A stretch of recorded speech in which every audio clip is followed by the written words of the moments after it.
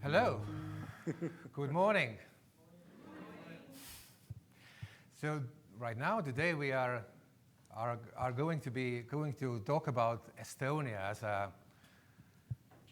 country that had some success with regard to digitization, but we will go through what has been behind this relative success, but we will not focus only on the history, but we will discuss mostly perhaps also kind of a current endeavors, current challenges, current issues that Estonia faces right now. But let me first introduce you the panel. Next to me is Henrik Roonemaa. Henrik is in Estonia probably, I would call famous. He's a well-known, very well-known, probably most well-known technology journalist, and also an entrepreneur. He co-founded technology news portal called Geenius and did a successful exit recently, so knows the tech world inside out in this sense.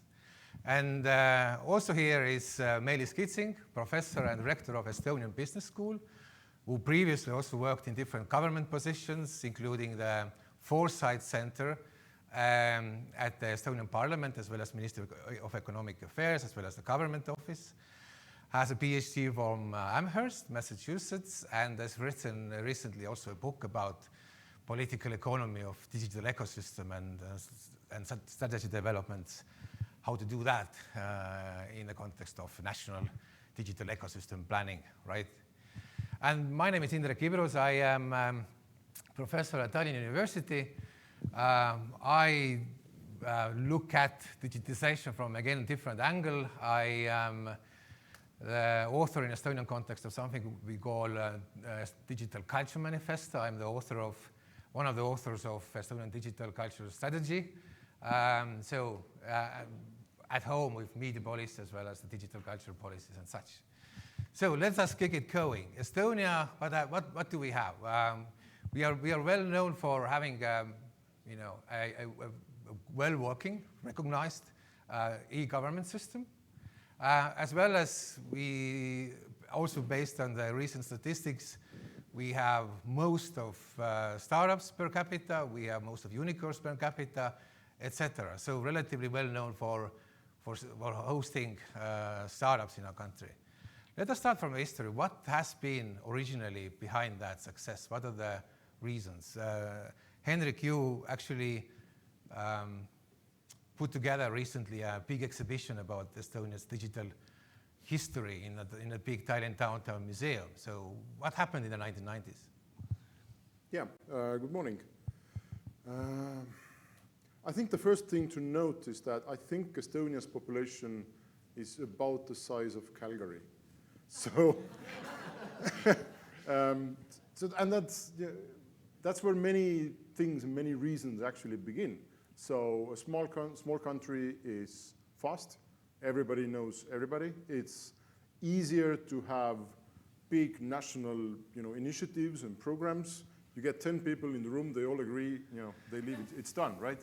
So compared to larger countries, I think this is one factor for sure. It's a small country.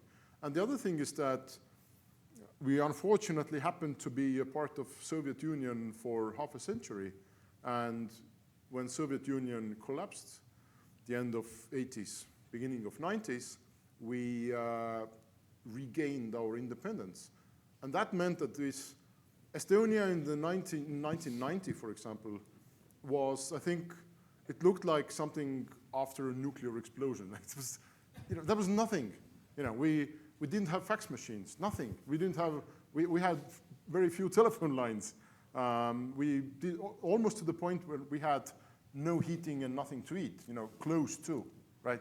So it was a blank sheet. And I think another reason is that also what was a blank sheet at the time was a thing we call the internet. So Estonia's growth or development coincided very nicely with the development of internet itself.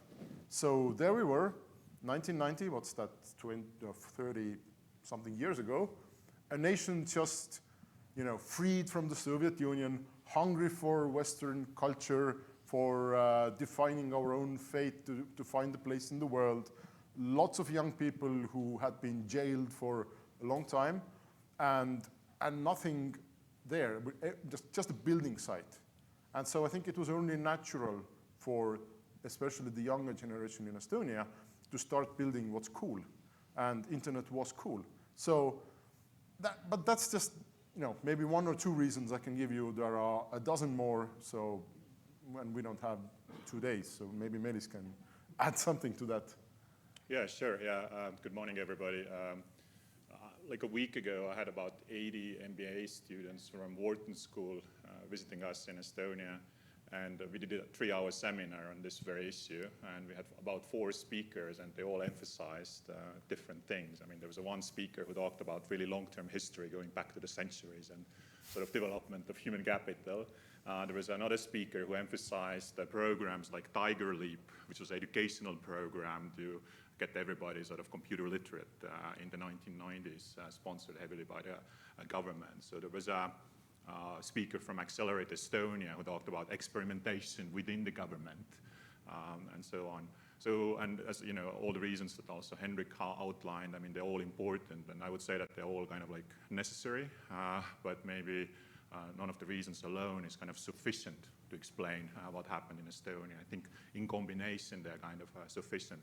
What I have highlighted in my own research and also in my book, there was actually one chapter about Estonia. Book is actually more general, and the paperback just was published yesterday.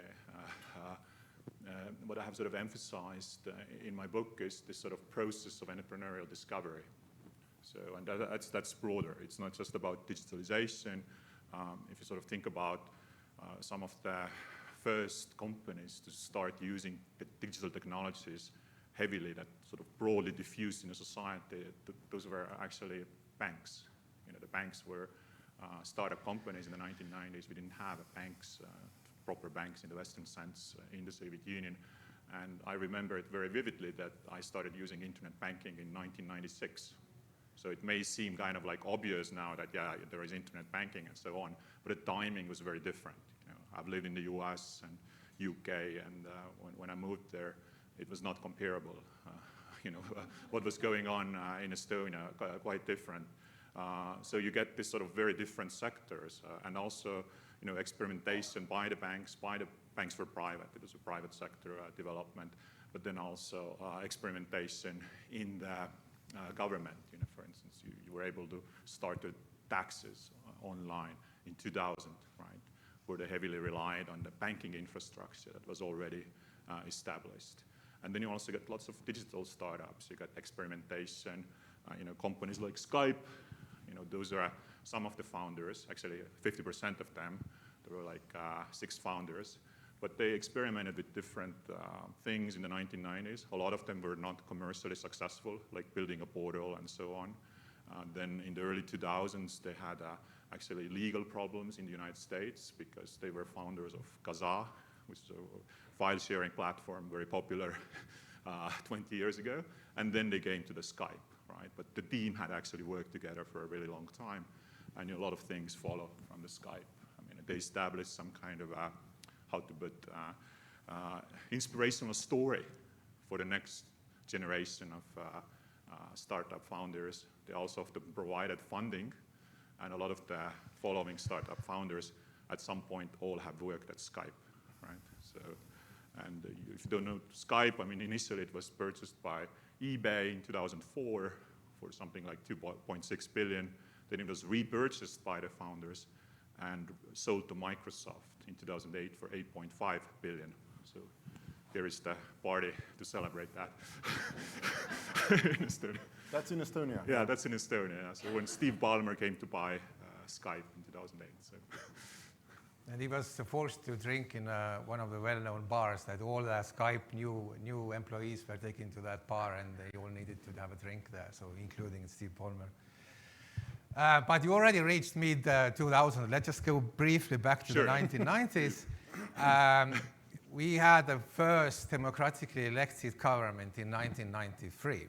And already you guys have been emphasizing the situation that we didn't have a legacy, so we could build up entirely new systems. Actually, I was reading myself into this a little bit quite recently, And so we actually had some legacy Soviet system, kind of actually electronics industry was rather big in Estonia, as well as what probably was one of the groundings for the success was the relatively good educational systems in ICTs, right, and cybernetics and so on and so forth. But there was a report about 1993, a memo that was handed over to the then Prime Minister Mart Laar. Somebody from these cybernetics institutes wrote a letter saying that, hey, you disregard all the legacy systems, only buy new things, and don't take any of the Western ready-built systems as well. Build it anew for the interests and needs that you actually have at that moment. And perhaps this has been also kind of the one source of the relative success is that Estonia actually built its own systems, started from the scratch, and could develop appropriate systems in relation to the actual needs and necessities. But also in the 90s, when I did the exhibition, it was very clear that there was nothing to buy, because there wasn't an e-government in the world. Like, there were not online parliamentary elections, or you couldn't do digital signatures that enable. I think now we can get married just by a digital signature. No, you cannot. Yeah. The two functions that you cannot use. No, married you can get now. That's a new thing. Yeah, that's a new thing. So hypothetically, if I were to sit here and if I were to decide right now that I want to be married, this instance, to someone with an Estonian ID card, we could just do it while I'm on stage here. But there was nothing to buy, right? And all the big IBMs and Accentures and all these big IT companies had nothing to sell us.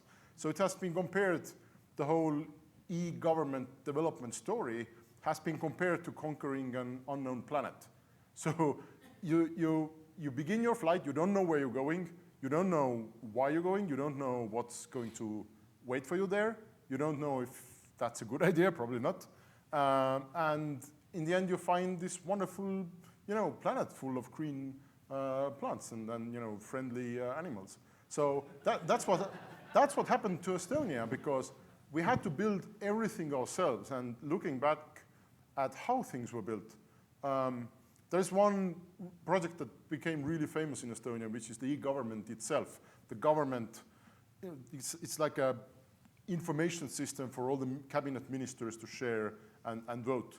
And that, I think, was launched in 2000 or something like that. Mm. It was based on a hacked-together software for apartment owners' unions.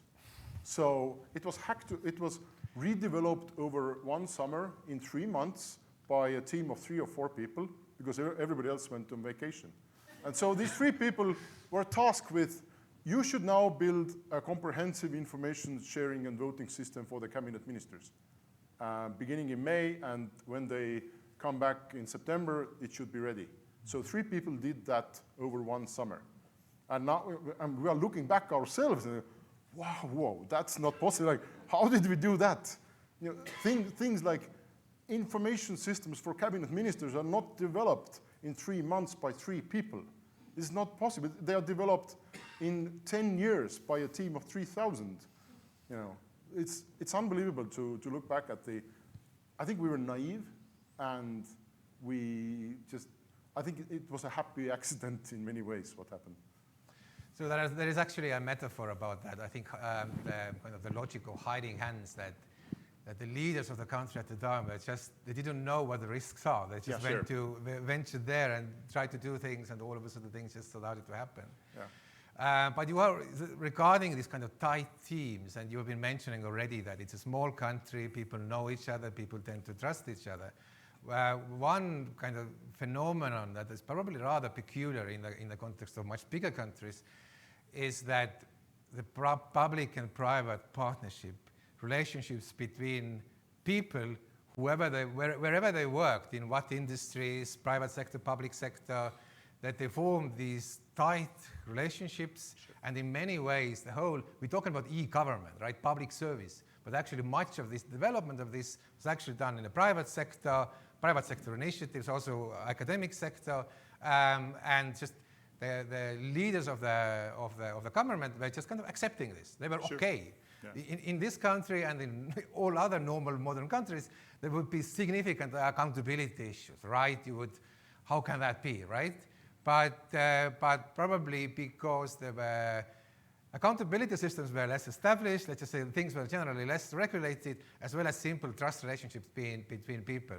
Do you want to comment that? Absolutely. I mean, absolutely. I mean, if I mentioned sort of entrepreneurial discovery processes, I didn't mean that it only happened in the private sector. So you can also have similar processes going on in the public sector. Of course, there is always the risk of rent seeking. But I guess that was sort of minimal. Or if you look at Estonia, it's actually the corruption is very low, so it didn't actually happen to that extent. And you talked about the development of different programs, and that there was nothing out there. I mean, if you sort of think about the example of game about internet banking, it's a similar thing. There was nothing out there, and the solutions that were developed in the 1990s, I think to some extent they're even more superior to some of the solutions I'm using, for instance, in the US. I mean, if I log to my US bank account, it seems a little bit like I'm like logging into like Gmail or sort of very similar process. While in Estonia, I think it was already in the 1990s more sophisticated and in some ways more secure. And this development sort of spilled over to the public sector, because if you think about banking or some other sort of private sector services, you use them quite often, right? So it develops certain habit. Habit is important to use internet. It educates you. It's more sophisticated than just like reading a newspaper and so on. You declare taxes only once a year. If you're like a regular individual. If a business, it's a bit different story. But if you're a regular individual, so you already have this habit established in the 1990s to use sophisticated services, and then government can launch more sophisticated services such as declaring taxes, which also relies on identification infrastructure developed by the banks. Because remember, even in 2000, Estonia is still a relatively poor country. Most people don't have credit cards, so you cannot use credit cards. So hence, having this sort of really cheap solution from the private sector that government can sort of use and rely the services on is quite important. And at the same time, central government they give relatively a lot of freedom to the agencies, right? So, and you see quite uneven development taking place. Some agencies are very eager to introduce e-government services, while some other agencies are not. So you have, again, like this entrepreneurial process going on also in the agencies. So, yeah, I think I tried to answer your question. Yeah. So, and I guess another principle that already started in the 90s, early 2000s was that this kind of, you could call it government as a platform, was developed as a kind of general technology that on top of which you can build all kinds of other services. Sure. And probably we should briefly discuss the core components of it, which is, again, probably a little bit peculiar in different countries. So all Estonian citizens are having their digital ID card, etc. They all kind of can be identified when it comes to all these government services as well as private sector services. This is something they tried to introduce in Germany, in the UK, and there was a lot of suspicion, and all these projects failed. In Estonia, I guess we trust the government sector enough that we were always okay with it. And actually, the secret source of the success was that the ID card, the digital identity, was made compulsory right at the beginning. So everybody already had it.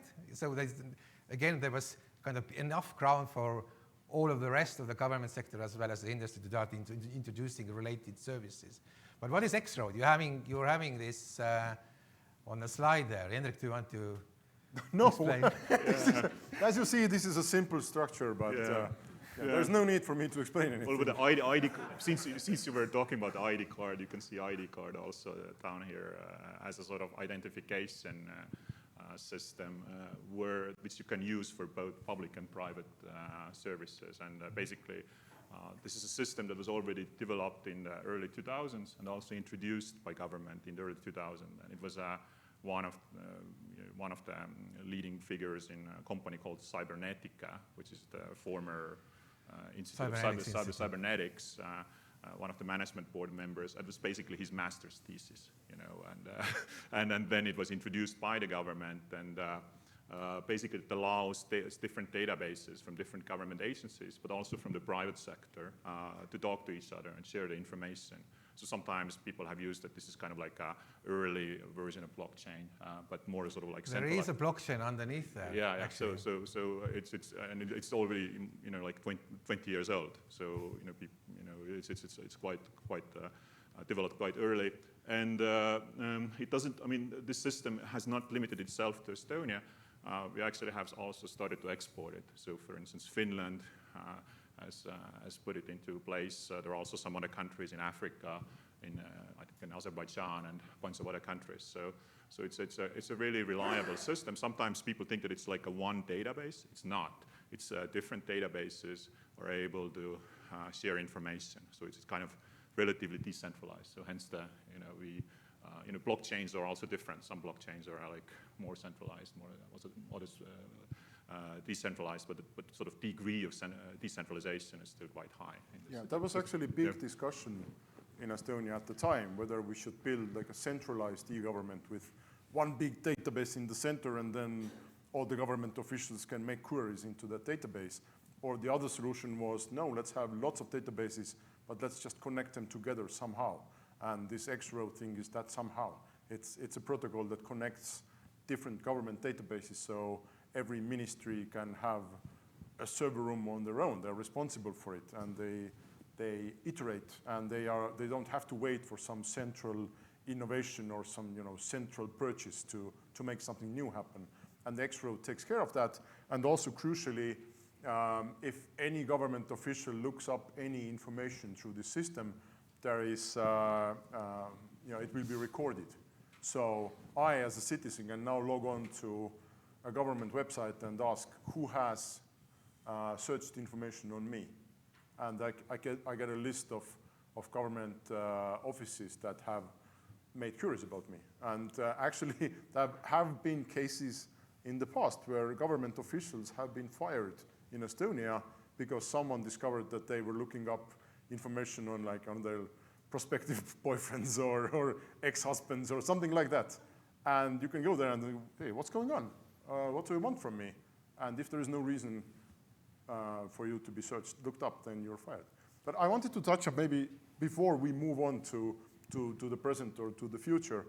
To me, this whole thing we are talking about it's about technology, yes, but it's also very much about talent management, because talent wants to go to places where they are relatively free to build things that are adventurous and cool and new. And when I said in the beginning that, yeah, that's the founders of TransferWise, and now it's called Wise, the fintech. In the 1990s, it was completely empty, and all the talent who wanted to play around with computers had to go to work for either the government or the banks or the telcos, because these were the companies that had the computers that they could play with. And when that sandbox was full of talent, the next generation went on to found Estonian own IT companies, like programming houses, because that's where you could do cool things. You could develop geo-informational systems for the government, and you could do big databases, and you could feel that, wow, I'm doing something important and something that hasn't been done before. And when that sandbox was full, only then we got the startups. Because you were young, you graduated university, let's say 1999, 2000, something like that. You were looking around, I want to do cool things. Okay, there are these old people in the government now in the IT. Also, everybody has founded an IT company who could. What am I to do? Okay, I'm going to that startup world. And over and over again, when I was researching the exhibition, people told me that A, trust your engineers, and B, you should allow young people to do crazy things what they want to do. And it's much easier said than done, right? If somebody came here and said, let's get rid of all the Canadian dollars and start using Bitcoin. No, please, the door is there, leave, right? But essentially, that's what we did. We had crazy people turning up and say, we should do parliamentary elections online. And nobody showed them the door, but, and that's why we have parliamentary elections online. So talent management, I think, is crucial, that you let young, smart people do what they want to do.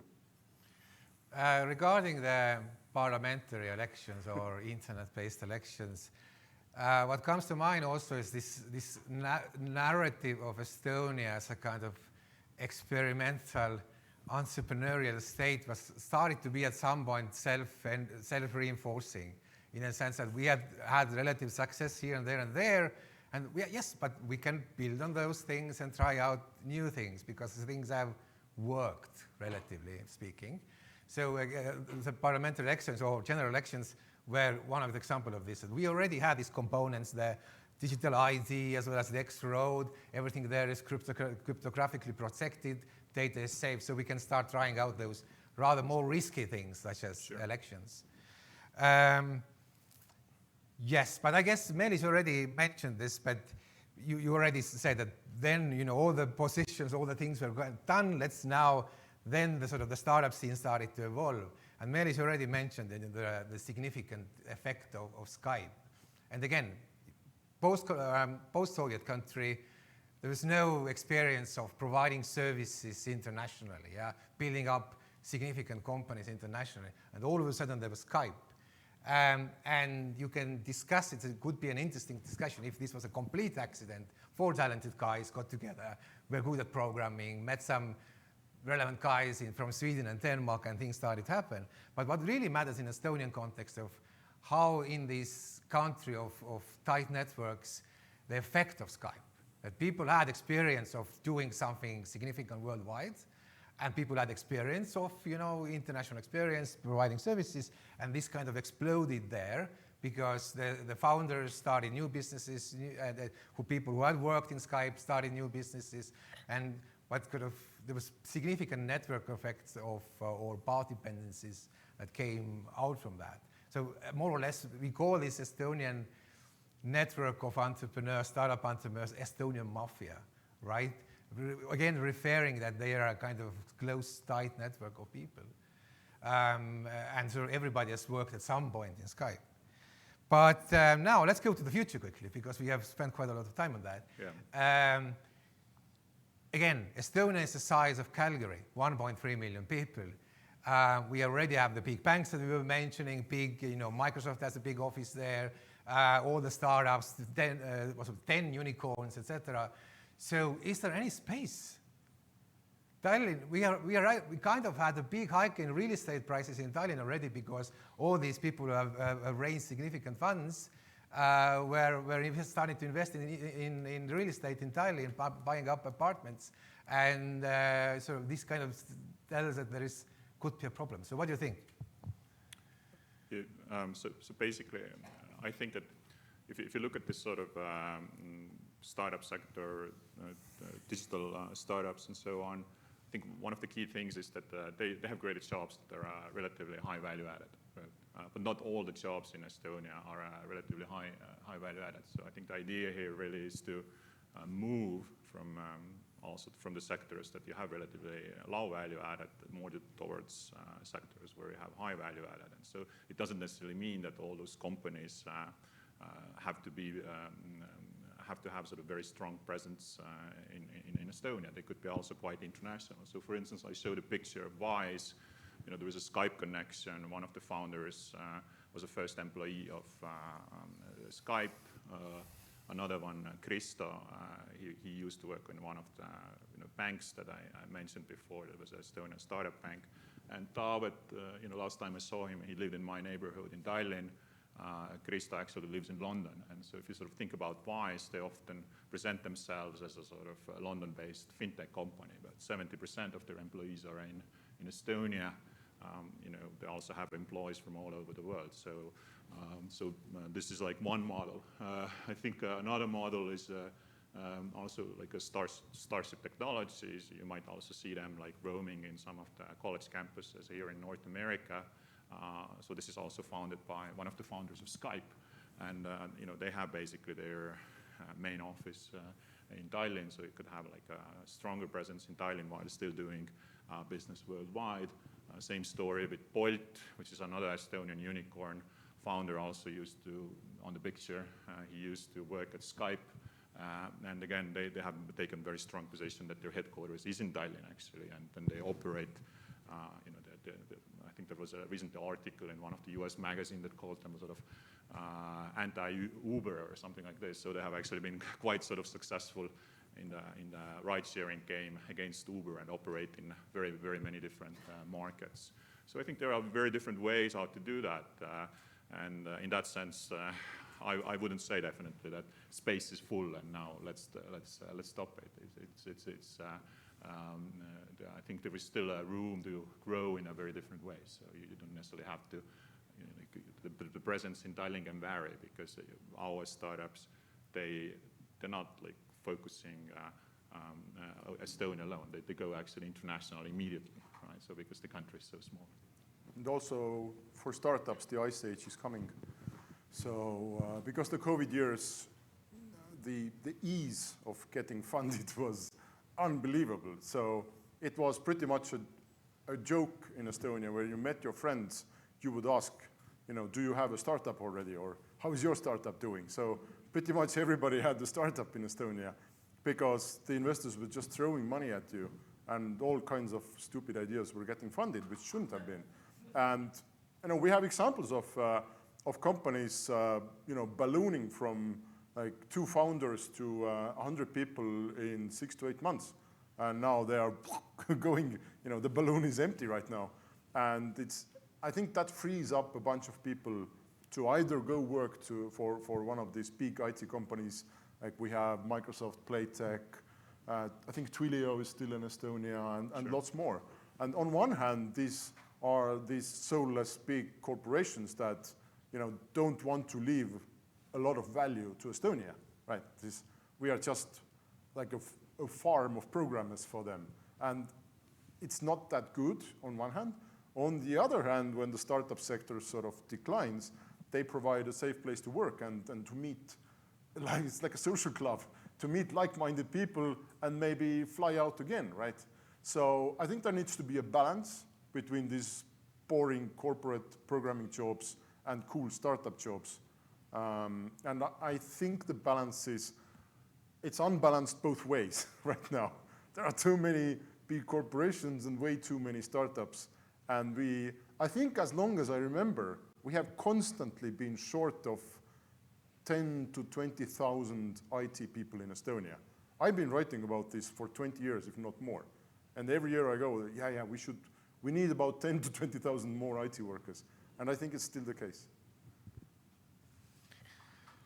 Yeah, you're absolutely right that this big discussion of is there a right balance in terms of big companies having their subsidiaries such as Microsoft, etc., in the country. So because always the question is, if you're building up the kind of innovation system and there is a kind of knowledge exchange, etc., skills exchange between companies, then how well those subsidiaries are actually integrated into this kind of national system of people knowing each other, exchanging skills and knowledge, etc., etc.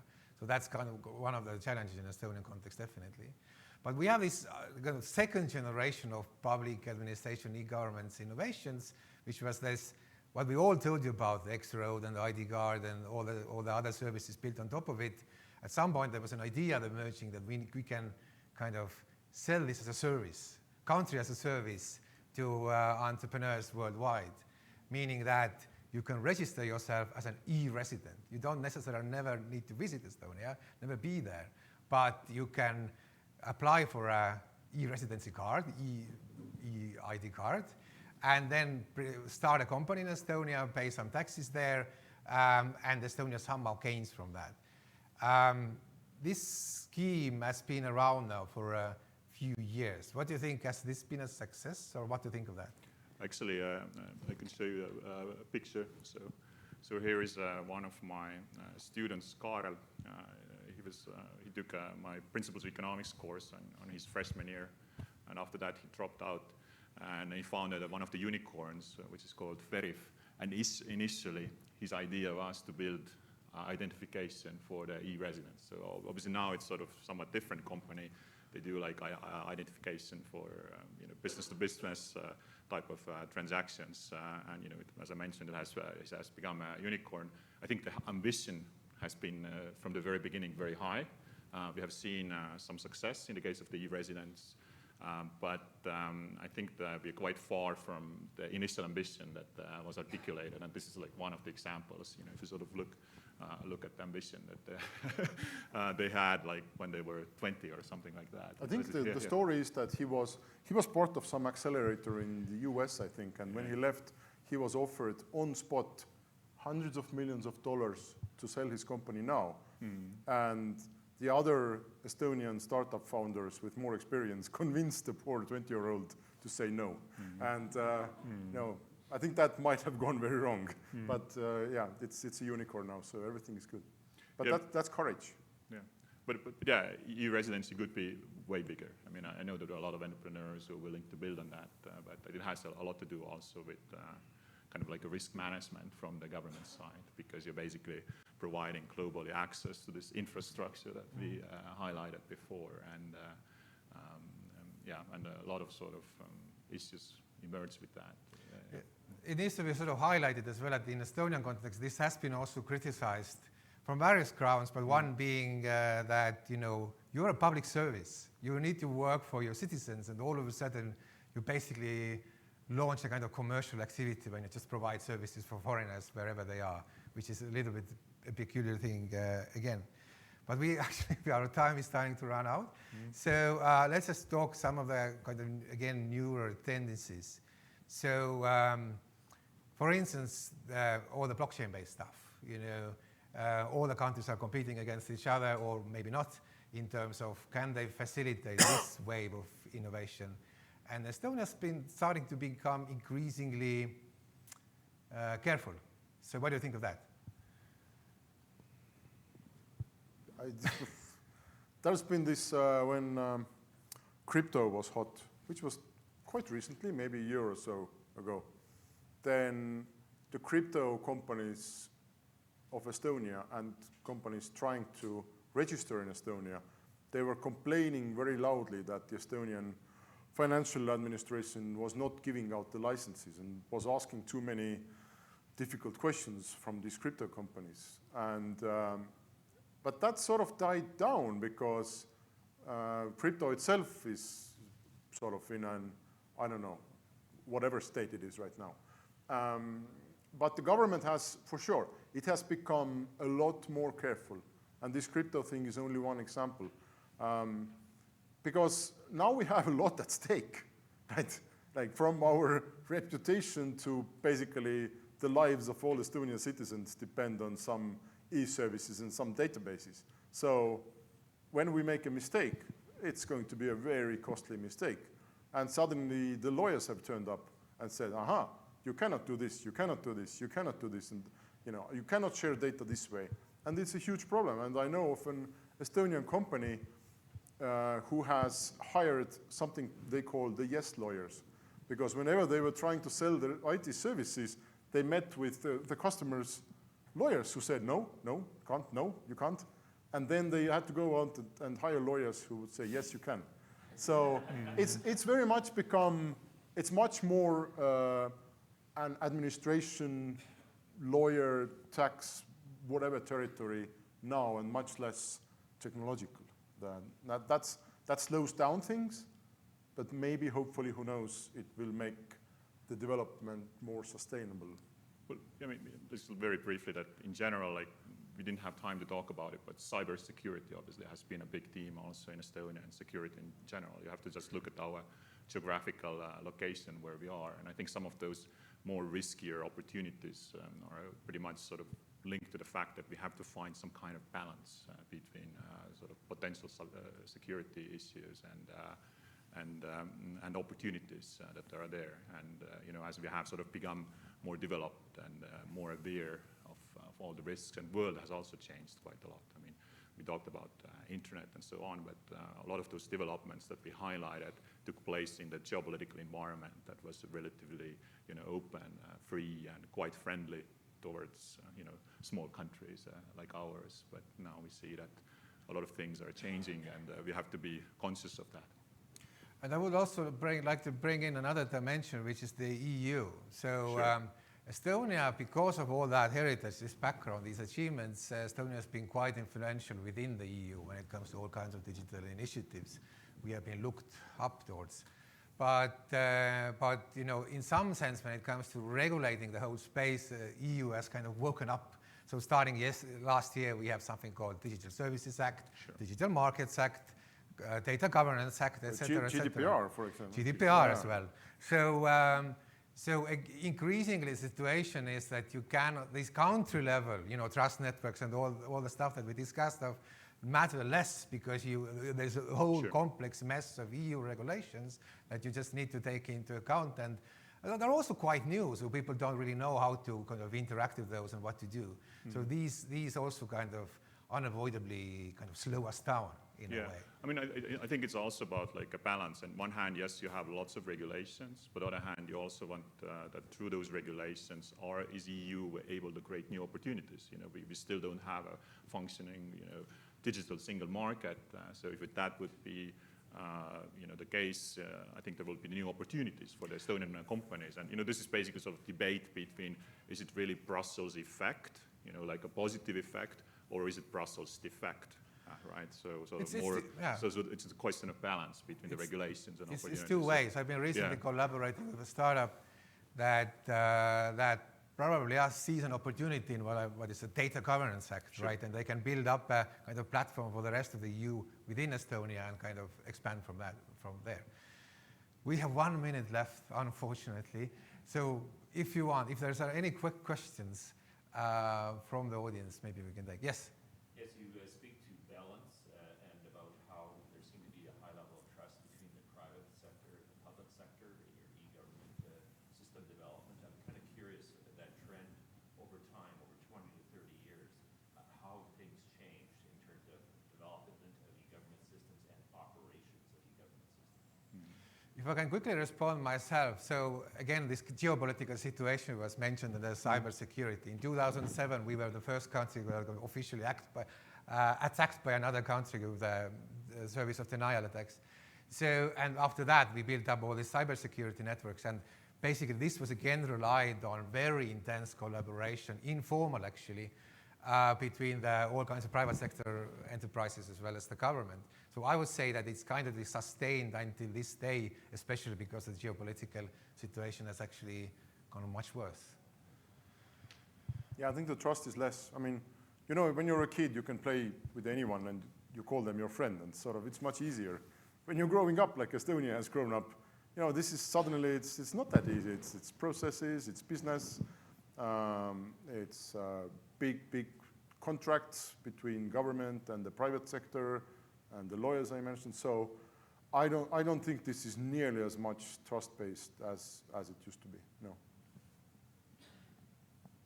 What do you think? Well, I mean, everything has become more formalized. I think if you think about like 1990s, 2000, I think it was sort of like a power of informal networks that was really important. But now, because of you know, all the reasons that already have been mentioned, that all the processes are much more formalized. Still, I think you can reach anyone in Estonia with 2 phone calls, and that's an asset. So if everything is very wrong, then you will find the people At the end of the day, it's a small country. It's a small country. Yeah, you've gone to university together, school together, you play football together, this and that. Yeah. So unfortunately, I don't know. We are always in a peculiar the situation where Estonia has been kind of asked for advice for a much bigger country, and we cannot really say anything because circumstances are completely different. But you know, this was our story, and these are our circumstances. So thank you very much. Our time is unfortunately up. Thank you.